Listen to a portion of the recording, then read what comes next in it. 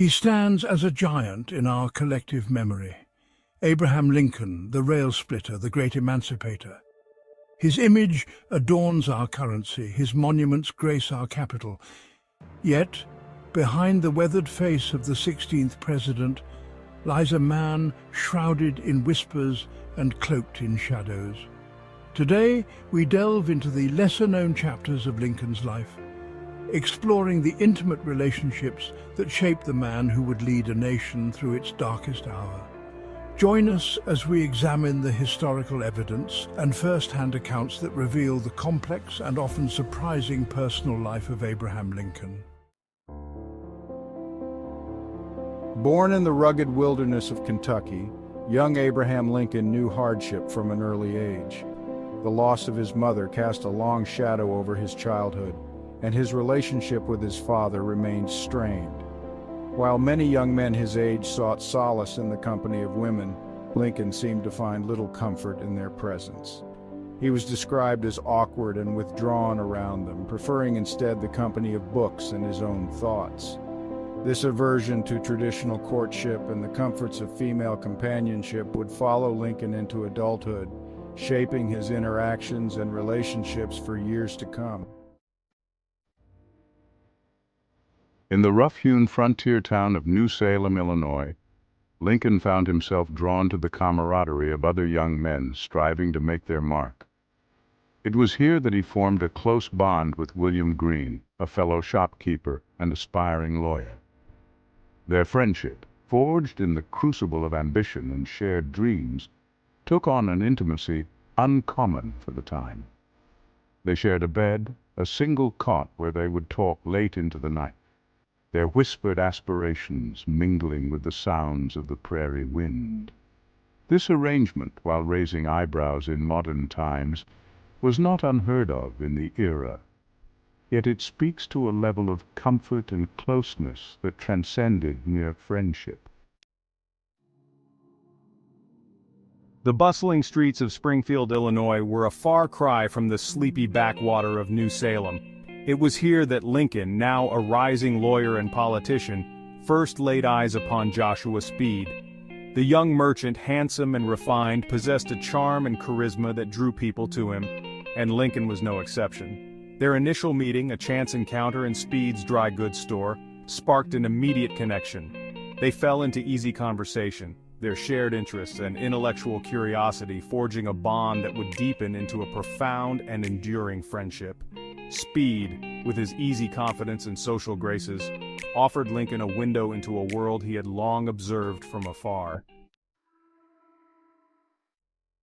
Under Speed's discerning eye, Lincoln underwent a transformation. Gone were the ill-fitting clothes and unkempt hair, replaced by tailored suits and a more polished demeanor.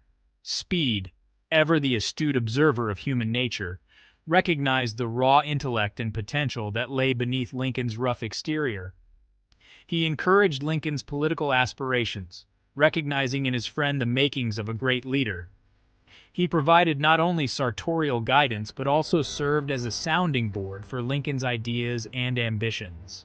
Speed's influence extended beyond the superficial, shaping Lincoln's public persona and preparing him for the national stage. The news struck Lincoln like a physical blow. Joshua Speed was returning to Kentucky. His beloved friend, his confidant, was leaving Springfield, leaving a void in Lincoln's life that seemed impossible to fill. The depths of Lincoln's despair were profound. He confessed to friends suicidal thoughts, his melancholic nature threatening to consume him. He wrote letters to Speed, filled with a raw and vulnerable longing that laid bare the depth of his attachment. This period of intense emotional turmoil, often glossed over in traditional historical accounts, reveals a depth of feeling and emotional vulnerability rarely attributed to the stoic figure immortalized in bronze. The weight of the nation rested on Lincoln's shoulders as he led a divided country through the horrors of civil war. The pressures of the presidency, the endless telegrams bearing news of casualties and setbacks, took a heavy toll. Mary Todd Lincoln, prone to emotional outbursts and prone to bouts of paranoia, proved to be a less than comforting presence in the White House. It was during these dark days that Lincoln found solace in the company of his young bodyguard, Captain David Derickson, a member of the Bucktail Regiment known for their distinctive headwear. They shared a bed, a common arrangement in the cramped confines of the White House, but whispers of a deeper intimacy followed them. William Herndon, Lincoln's longtime friend, law partner, and eventual biographer, never shied away from sharing his admiration for the 16th president. But Herndon's admiration went beyond mere respect. It bordered on adoration. His descriptions of Lincoln, both physical and emotional, were often laced with an intimacy that has raised eyebrows among historians. He wrote of Lincoln's perfect thighs, his exquisite physique, and his gentlemanly demeanor, revealing a level of familiarity that transcended the boundaries of a typical professional relationship.